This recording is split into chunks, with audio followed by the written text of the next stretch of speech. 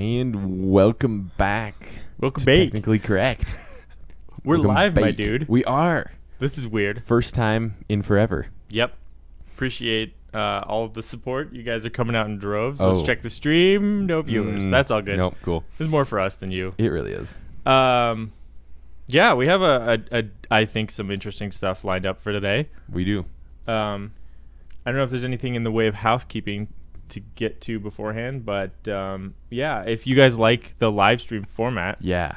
we'll probably keep doing it. It makes our editing easier, so regardless of whether or not anyone watches it. But yeah, I don't know. I think it'd be kind of fun. It is. It is the week of June 17th. It is. At least that's when this is coming out. We're talking about the previous week's news.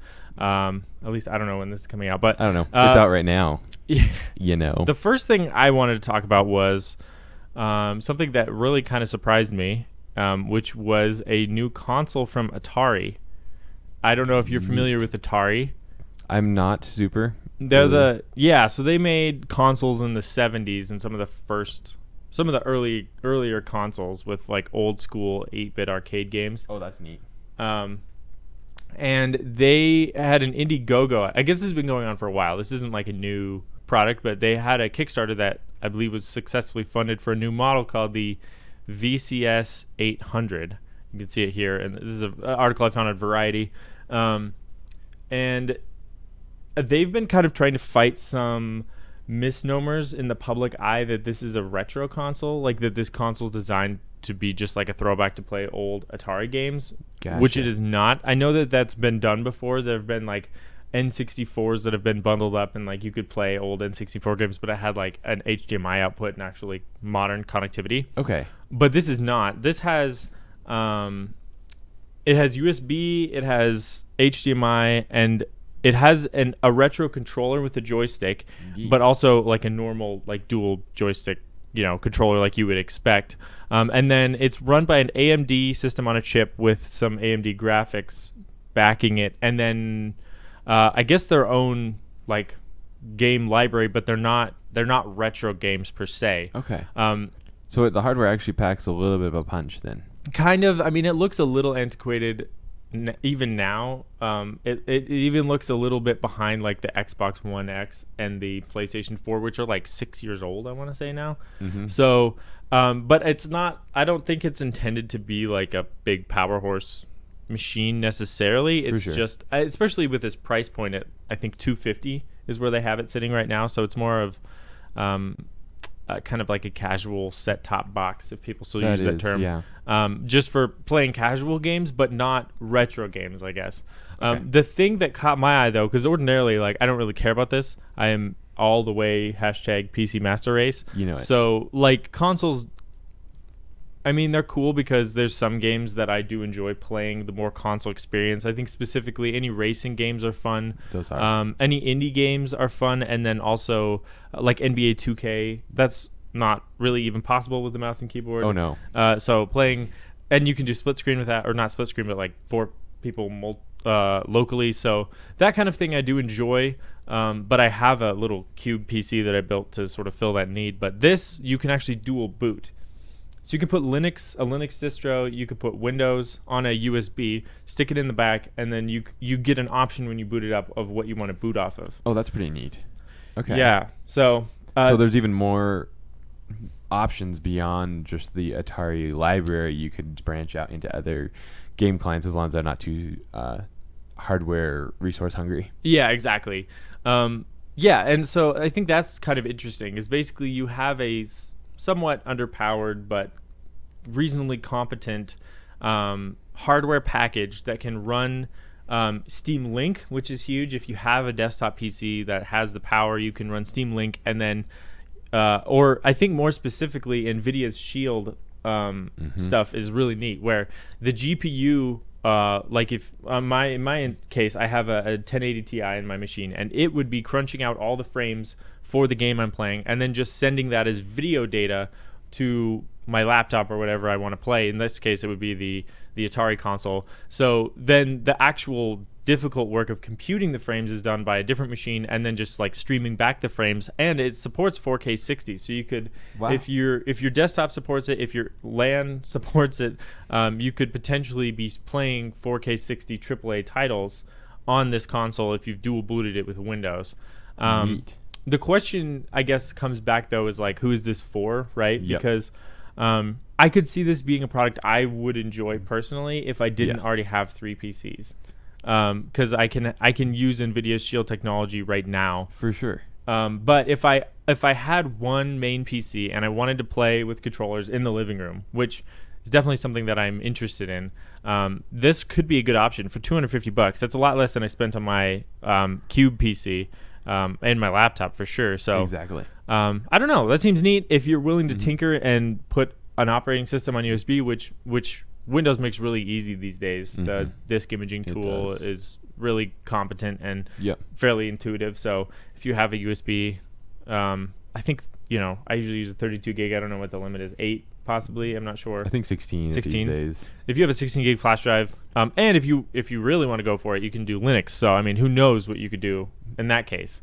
Exactly. So there could be a lot of other options that way, and Linux is usually a little lighter weight than Windows as well. For sure, and there's 1,000 distros out there, so like no matter what you want, there's a lot of good stuff to be had. So I don't know. I mean, I'm scratching my head literally and figuratively, trying to think about if there's any competitors in this space. Like if you can think of anything else that might be like this. I mean, Steam boxes were a thing for a while, but they were more geared towards this is the PC that games. It doesn't stream. Correct. The Steam Link exists, which, I have and don't like because it's very laggy. I think the problem with it is just that it doesn't have much for hardware in and of itself. It was basically just a transparent piece of hardware. Yes. And so I don't know. That was not my favorite thing. Have you run that guy over wired LAN or only wireless? Only wireless, because at the time I didn't have the ability to plug it in. Okay. Just due to where my router was. Sure. I would be very curious to try it with a wired LAN. I would be too, because that just increases stuff so much more. Yeah. For sure. They gave me one for like free a while back. Steam did? Yeah, they were like, here's one for a penny if you pay for shipping. Really? So I picked one up. I haven't had a time to actually mess with it, but I think it'd be fun to try on wired and see what his performance is, because I feel like that is a somewhat of competitor to this guy. Sure. And a lot cheaper, right? Because Exactly. I think its list price is, let's not make some conjecture. No. I mean, apparently a penny, right? Yes, when that was on that sale. But I think it normally lists for $50. Yep. Okay. List price is $90, but you can typically get it for $50, as low as $2.50 though. Yes. I think that was $2.50 for when I got it. The bundle is $90, which means it comes with a controller or two. Which their controller was really interesting. It's a really interesting layout, yeah. Which, let's pull that up real quick. Steam controller.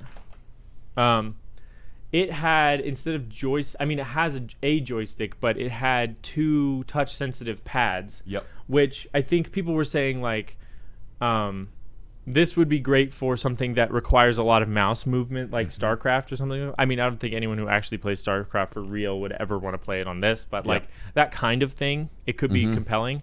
I think you can put, what is this? Oh, that's neat. That's like a 3D printed. You can add a thumbstick to it.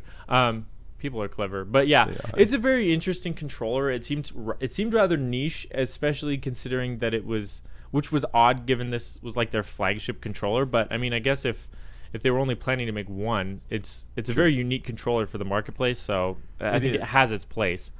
I didn't want it because I don't play any games that would benefit from it per se. But I also feel like it's a cool idea moving away from the physical joysticks to the touchpad more, and specifically for those people who may be just getting into gaming, I think it'd be really hard for me to move from joysticks to touchpad stuff.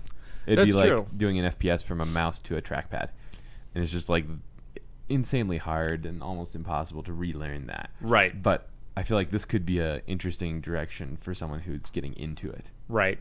And actually, doesn't Xbox support mouse and keyboard now? So Yes, I like believe so. you can use mouse and keyboard on an I think Xbox, something which like is that. like the dream, isn't it? Go on there and snipe all the console kiddies with actual good controls. Yep. I don't know. I'm just a very big advocate for mouse and keyboard in FPS, and I don't think there's a too legitimate of an argument to be made against that. True.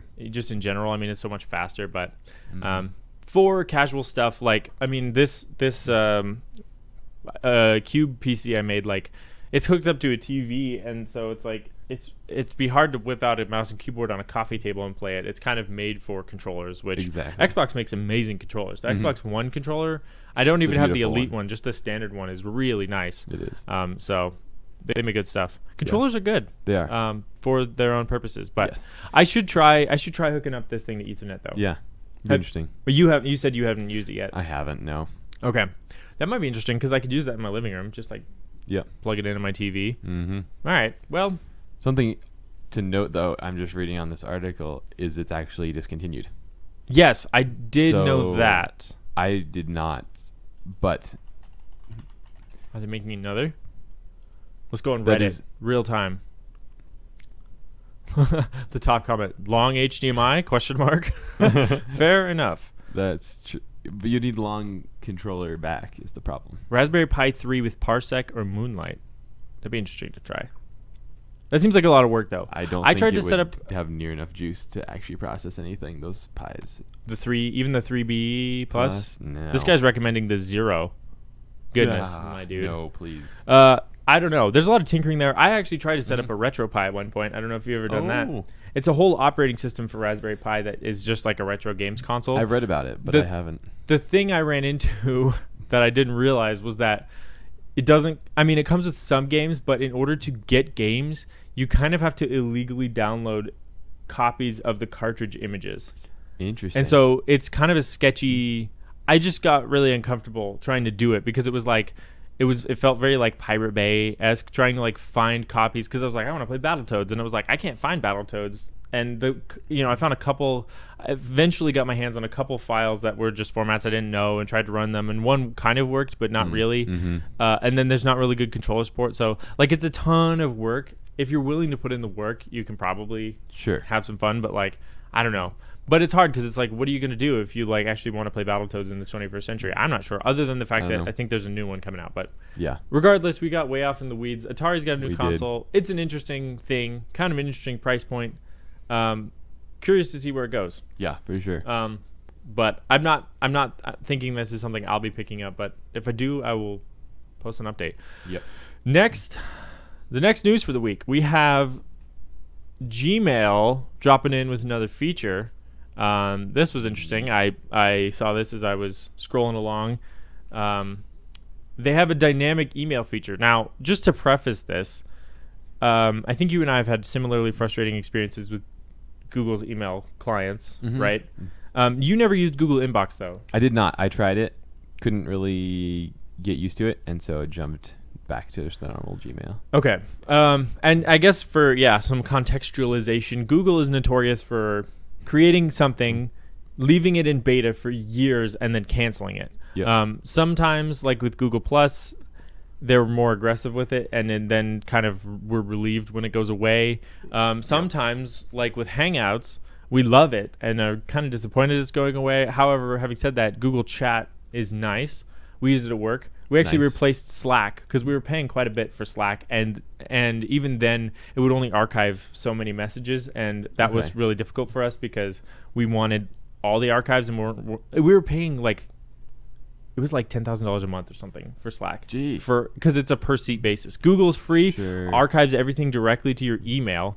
So and plus they stole a lot of the ideas from Slack. Okay. And so it was pretty seamless going back and forth. Nice. So it's a good client. It's only available for enterprise groups at the moment. Okay. So I mean that's why we can use it at work. But I think they're planning to roll it out and replace Hangouts entirely. Okay. So far I'm not aware of any voice options in it though. Oh, that's They might be interesting. pushing all that out to like Duo and Allo and all the other stuff that they're trying to push. I don't know what's going on with those. But Yeah. anyways, Google sometimes seems like they have no idea what they're doing. Like No. they'll be really innovative for a second and then not supportive in the slightest. And Yeah. that's what's really frustrating. It but is. They seem to come up with a number of good ideas. Yeah. that they just don't see through. And I don't know if it's due to a lack of participation, that it's not worth their time in the development of that, or what it is, but that does happen. And maybe, I don't know if this is probably just hearsay entirely, but like maybe it has something to do with just having such a massive amount of user data that it's hard to even parse what to base stuff off of. Because obviously when Google releases something, there's going to be potentially millions of people who say I hate it and millions of people say I love it. Yep. And it's like, who knows what to do then? For me, I loved Google Inbox. It had a lot of interesting features where it would like bundle similar emails together, so you'd not like the tabs in Gmail. It would be like within just your main inbox, it'd be like, okay, well, here's all the emails that are kind of like, these are promotional emails, and you click on it and then it expands this big bundle. And so there would be, you could see the same bundle multiple times at different times if you got a bunch within clustering. And then it did a lot of interesting AI type of features where it was like, oh, we detected that you booked a flight, so now we've created this whole entire page that documents your flight. Oh, and we see that you've scheduled this on your trip, and so we'll just categorize all that together. And it was really neat. And I've seen them starting to roll some of that stuff into Gmail again, so I think that's what they did. I think they opened up Inbox. They had it in beta for like 3 years, I want to say. And then they experimented. They created a bunch of really neat features. Then they put all the features in Gmail and got rid of Inbox, which it's fine. I liked Inbox better still, but at least when I came back to Gmail, a lot of stuff was there that I liked. So Yes. But this new feature is interesting. It's called Dynamic Email, and it is effectively where you can like specific whitelisted websites, and there's a very short list right now. OYO is a hotel booking site apparently, but you can basically send someone an email where your website is the body of the email, so they can like from the email book a hotel room, because the actual content of that message is interactive and it is just their website. Okay, so it will act just like you're on their website, but in your email without having to leave that. Exactly. Interesting. So obviously there's a huge need to whitelist, right? Because think about the stuff you could sneak. I was just gonna say, this opens up a whole door for phishing if you're not careful with that, because suddenly it can look like it's from someone. You're not going to their site. It just loads it up in the email, and there's no URL verification. There's nothing like that, and suddenly you could be handing out information. Exactly. So this is probably a very limited feature and should stay this way. I don't think Google should ever, unless they come up with something really clever, allow this to be just like available. But as long as they're whitelisting enough sites that can make good use of this, Pinterest was one of them. Like I created a Pinterest when I was working on renovating this condo, and it's been haunting me ever since. I get random people following me like once a week. I'll be like, so and so is following you on Pinterest. That's like, hilarious. I haven't pinned anything in ages, but you like all your pins. I don't know how that works. I'll go Can you like pins? I have no idea. I think you can repin pins. I have a Pinterest account, and I've never used it. Yeah. I don't even know why I created it. Yeah. I mean, it's helpful for some stuff. I've actually found a lot of good UI design ideas on there. Oh, neat. But then I found out about Dribbble, and it was all over. Which is, if you haven't heard, Dribbble is amazing. 3Bs, Dribbble. But it's just where designers and creatives post their stuff. So, like, Dribbble is awesome. There's a ton of good stuff. So, like, if you're searching for, like, app UI on here, just, like, it's all actually good stuff. And so it's like, if you need... Oh, never mind. Yeah, I don't want to log in right now. But, yeah, I don't know. It's just, like, it's some great ideas great for resource. Design there. Or anything. Yeah, it's all design work, though. So, cool. I kind of stopped using Pinterest because I discovered Dribbble. But neat. Plus, it connects you directly to the artist versus Pinterest. It's like stuff gets passed around for so long you don't know where it came from. Yep. But regardless, this feature is available for Pinterest, OYO. Let's see. There's another list of stuff I don't know. Despegar, Equid, Freshworks, Next, and Redbus. There's a whole list of things I've never heard of. But I think they'll keep adding to it as time goes on. I don't know. As far as like large ramifications for my life, it doesn't seem like it would really help me that much. No. But if they widen out who can use that could get useful. And one thing that they did mention was that it could work with Google Docs, where you get sent a document and could just edit it right then and there, which I think would be really neat. That would be really Google nice. Sheets is another thing. Like, I get sent, I get shared documents with me all the time that I'd like to look at, and so I have to click it and it opens in another window, which is like a first world problem, I know. But like, if I could just see it right there, that would be pretty neat. That would be really neat. So the thing I think would be super helpful is that if you get an email, hey, this person edited this document, and then you get another one and another one, you can easily lose some of those, and you don't know which one is the most recent revision of a edit. Versus if it just shows the live document there, you know exactly what's going on because it's the latest version, no matter what. Right, that's true. So that's a cool feature. That'd be neat. Or like for me, sometimes I'll get an email that's like, oh, here's some messages you missed in Discord. And if it was just Discord and I could just reply in there. Yeah. Or like someone sent you a message on Discord. That's That'd be true. neat. Yeah. So something like that I could see. It's one of those things where it's like my imagination is the main lacking thing here, right? Because there's like someone's going to be really creative with this and get whitelisted. And I think they'll create some cool stuff with it. So exactly. Regardless, that's not going to affect my life too much, but it is a neat feature. It is, for sure. So I'll be interested to see if they can continue building that out into something useful. Yeah, and I guess more large scale, big picture stuff, I'm just glad that Gmail is still being innovative. You know, like, I don't know. Sometimes it's felt a little stagnant at times, which, I mean, it's a free, like, talk about choosing beggars, right? Like, this is a free thing I've been using for, like, my entire life. Yep. And and it's like, but they're not doing this. Like, dude. Yeah. So it's free. But I do appreciate innovation on there. Yeah, absolutely. Let's see. I think that's all I have to say about that. I mean, it's not that interesting, but also a quick shout out. We have someone watching on YouTube. Hey, live. We had 2 there for a little bit, and we have one lost currently. One. We did nice. One. Shout out to you. Shout out. Thanks for watching. Can we get some F's in the chat for our boy? The last thing I wanted to talk about today was we talked a little bit ago about the new AMD series of chips. We did. They're coming in hard, and I am psyched about it. Some new benchmarks have been coming out, but just looking at their lineup here, here's an article from WCCF Tech that talks about the Ryzen 5 3600 6-core CPU benchmarks beating the 8700K. And then let's see, where was the other one I had? You riff while I Google. Okay.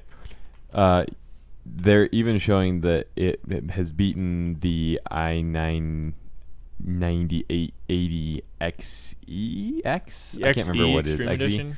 Yeah. Yeah. So that's pretty cool. I'm excited for that potential of them actually having real world benchmarks that are showing better than Intel's, which has been a long time since that has actually happened. Right.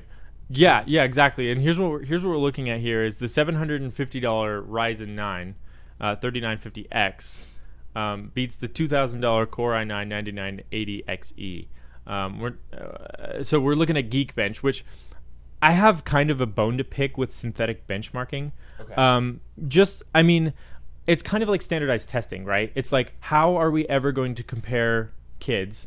Yes. But it's not a good test, right? It's a test of how well you can take a test, but it's like, I don't like it, but I get it. Yeah. I'm the same way with synthetic benchmarks. It's like, how am I ever going to objectively compare CPUs? This is it. But at the end of the day, does it tell me how this is going to work in Premiere? Does it tell me how fast it's going to be in encoding something in Media Encoder or After Effects? No. That's what Puget Systems is there for, which I want to give a massive shout out to Puget Systems. They're a company out of Seattle that makes custom PCs for actual professionals, and they have some incredible blog posts. We'll link to them in the description, but if you actually want to know, like, how does this GPU work in tandem with this CPU, or how well do these two CPUs handle a real life like video production workload, if that's what you do, then they are beyond helpful because they actually build systems. They don't overclock or do any of that. It's like, here's the raw performance for this specific thing. And so, yeah, anyways, shout out to them. I'll be excited really to see their Ryzen stuff because even now, I think they still recommended for After Effects the 9900K over any of the Threadrippers, which I believe were all way more expensive. I think those were all over $1,000, and I think the 9900K is like 550. It's right around 5, range, yeah. Mm-hmm. and it just destroys them, which is interesting. That for the synthetic benchmarks, Threadrippers were king, but then you actually put a real workload on it. So that's why I'm a little bit suspicious. However, this is encouraging at least, right? Because this price point.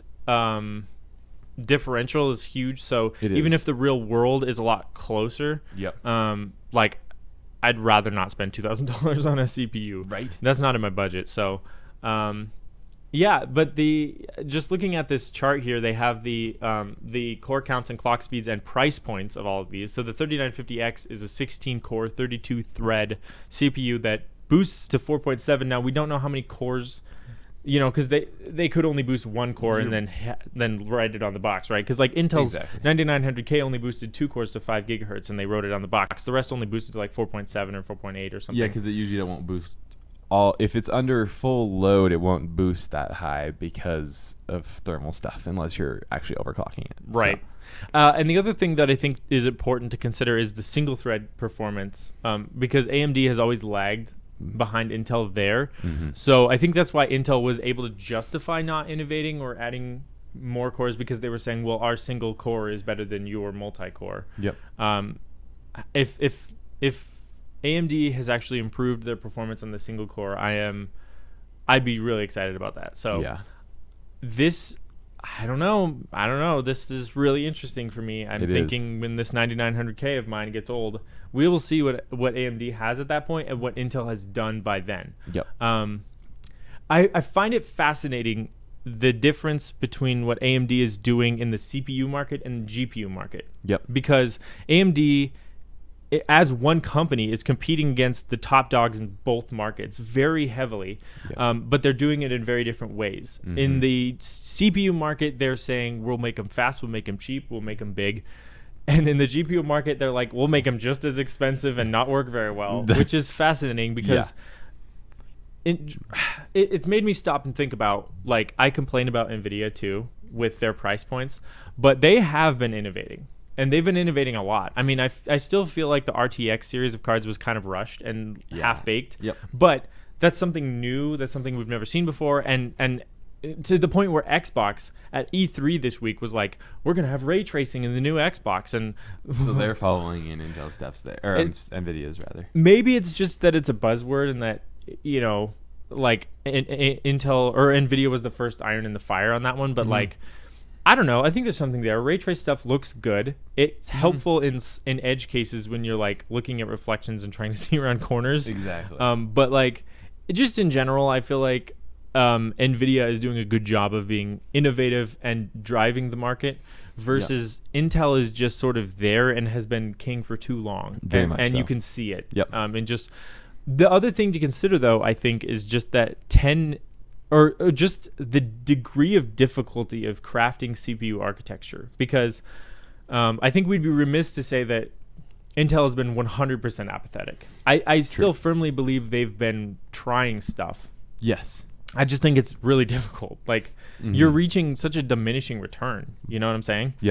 So... And I feel like for such a long time, everyone's been focused on the power consumption side and not the performance side as much. So...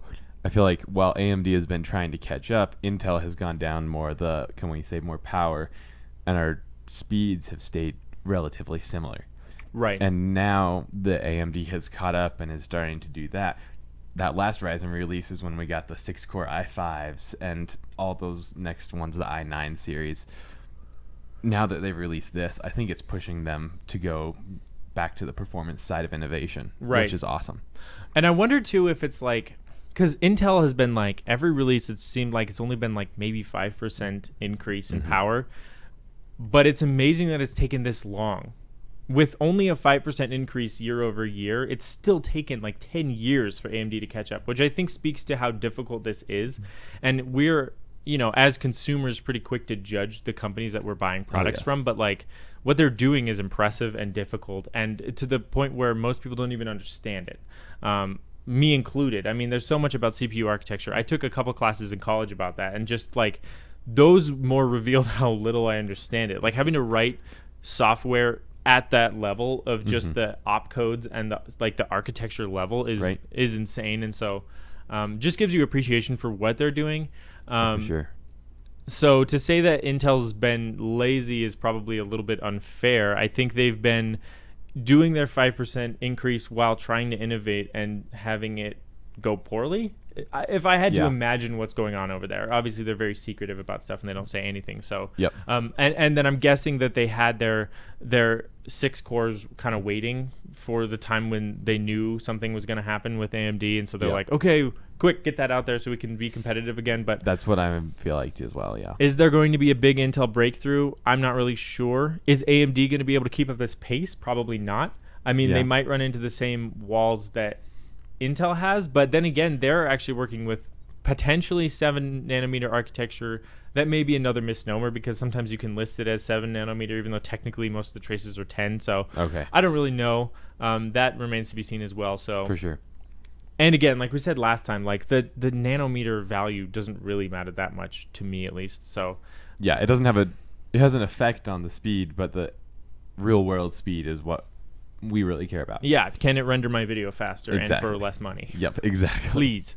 So I think that's all we had for tech news. I mean, this is something we could talk about forever and a horse that we could repeatedly beat to death. So I don't want to become the like AMD Intel channel, but no, it is interesting to see the competition there, and I'm hopeful that each company will keep pushing the other to keep innovating, bringing speed up, cost and power consumption down.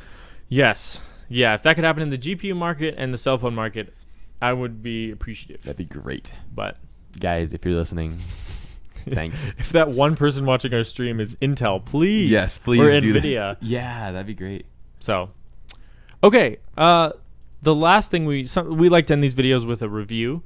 So today I have something we both can speak on. Yes, indeed. A product that both of us have purchased, which would be a television from TCL. TCL. If you're like me, you probably know or are familiar with the name brands and typically would trust them more. I know there's varying opinions on TVs. Some people are like, I want it to look as good as possible. Some people are like, I want it to exist, right? And so Vizio has a market there because of that. It does. But I typically think when I'm like, I want to get a new TV, I think about LG and their OLED series. Because I'm interested in OLED at the time. And Samsung with their QLED. Which I'm actually more drawn to because they don't have the burn-in problems that OLED has at the moment. But and Samsung's panels are just stinking beautiful. Yeah, no, they make panels for Apple. Like iPhones are using Samsung panels. So, you know, say what you will. Solid thing right there. But for my office, I wanted to get a TV to put up in the corner so we could play games on it and we could, you know, see a live preview of what we were filming for podcasts. And so I was like, I just want to buy a cheap TV. Went on Target's website, discovered for $300 I could get a 49-inch 4K TV from TCL. And I was like, okay, well, it's not going to look great, but it's going to do. Slap that baby up on the wall. And man, I'm impressed. Like, I got to say, it's not HDR. No. It's not the best, most contrasty, great color depth panel, but for the price you pay for it, it's probably the best performance per dollar I've ever seen on a TV. I would say, like, don't buy a Vizio TV. If you're on a budget, like, even if it costs a little bit more, buy a TCL TV because it's such a good deal. It had a Roku built in, so I could, like, you know, watch Netflix and Hulu and Amazon and all that stuff.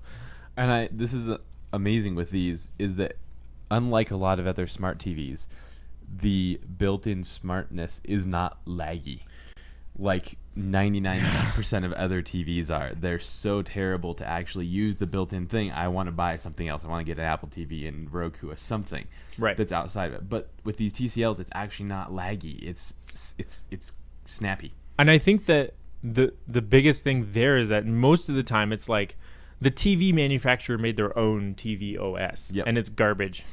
This is TCL reaching out to Roku and partnering with them and installing an actual known, established, good product that a lot of people have standalone. Exactly. Now, I don't know what it would be equivalent to in terms of like I know Roku has like a box version and a stick version, kind of like the Fire TVs. Exactly. So as far as processing power goes, I'm not sure, but it works great. I mean, like I'm not playing games on it because I know like my Fire TV, sometimes I'll play games like Crossy Road or whatever, like dumb mobile games. But I mean, it works really well. It's a good UI. It's one remote for your TV and your Roku. That's another really big thing. I don't have to have a separate remote. It's just like a normal Roku remote, and so it has all the controls for it. It's got a dedicated Netflix button. Are you kidding me? That's pretty awesome. You hit that, it turns on the TV, and it pulls on Netflix. Let's go, Netflix. All in one. So anyways, it's a great product. They do, I mean, the price does scale like you would expect. So if you want a 49-inch TV, yeah, that's $300. You want a 65-inch TV, that's probably more like $600, $700, you know? 65. We just picked one up at work for, oh, hi, Netflix. We just picked it up at work for $480, I think, at Costco for a 65. God bless Costco. They are dropping those prices like crazy. It's beautiful. And they're great panels. We've bought a number of them for multiple places I've worked now because they're great for, rear projection TVs, for music leading, video conference screens. Great, nice large screen for screen sharing and whatnot. Yep. They're just great multi-purpose TVs. Yeah. Yeah, we have a couple on the wall at work, which we use to watch a live stream of our new building being built, and they're great. No complaints here. So, to the point where I've been wanting to upgrade my living room TV for a while because it's a 55-inch, but my living room is oddly wide. Like you're kind of far from it, so it looks pretty small. And I've half considered whenever I see a deal come up on like a 75-inch TCL, because I've been waiting for like an X or a QLED TV from Samsung because I love the HDR content, but I've been like, really, should I just buy a 75-inch TCL TV, save a big pile of cash? Because it's like, I don't know, at the end of the day, it's like, do I really care that much about like the show that I'm streaming off of Netflix having good HDR quality? Exactly. Probably not. So I don't know, man. It's a compelling product. It really is. They make good stuff, and I appreciate them. And they've kind of had this meteoric, at least in my mind. I just started noticing it everywhere. I was like, all of a sudden, it was like TCL, and so I thought it was another Vizio. Went bought one and was blown away. So then it was funny because I bought the product, installed it, was impressed, looked up reviews, and everyone else online was like, "This is awesome." So it was funny. It was one of the first times I ever bought something without reviews, just because the price was so good. Exactly. Yep. I think that's all I have to say on that. Yeah, I think they're a great company with TVs, and definitely recommend them. Haven't had any hardware issues or anything like that with them. So I'm looking up. I'm on their website right now. It looks like they make headphones and sound bars as well. So I don't know. Sound bars I've never bought one. Okay. I'm not one for. I don't know what your thoughts are on a sound bar, but I picked up a Vizio sound bar from Costco. Yeah, from Amazon, maybe? Amazon, probably. Sure. But I picked one of those up for one of the places I work a while back, and it actually sounds pretty good. If it has a sub, I'd be more interested. It does have a little 8-inch sub. Okay. Paired with a projector, just projecting on the wall, hung the soundbar right underneath where the projected image is, and all right, it sounds great. Much better than the TV built-in speakers that we had before. And anything is better. That's true. It's stellar. It's stellar for the $130 that it was for that set or whatever. That's true. That's true. Okay. I've actually seen, though, that I think it was Sony, but don't quote me on that. Somebody was making a soundbar that would do 7.1. So it within the soundbar had all these speakers on the top that would reflect off different parts of your room, so it sounded like it was surround sound, which it was really expensive. It was like a few $1,000s, but it was really interesting. It's like if you don't have you don't want to run wires across your living room, or you just don't want to deal with having all the speakers. Or have a receiver that has all those outputs. Yep. That seems interesting. So it really does. Yeah. Anyways, we got way off topic there. We did. I think that's all we had for today. I think so. Thank you for joining us. Indeed. Those of you who watched live. Yeah. Shout out to our fan. Thank you very much. I hope that's not just your account. That thinks is watching it. No, it's because it went away. Oh, it did. Right now. Bye. All right. Nobody's watching right now. That's fine. Anyways, yeah. This is fun. I think we'll continue to live stream this just as far as the real-time editing goes. It's really handy. So exactly. Yeah. we'll post an update next time we go on stream. So Yep, we'll plan to do that. we are out. Okay. See you guys later.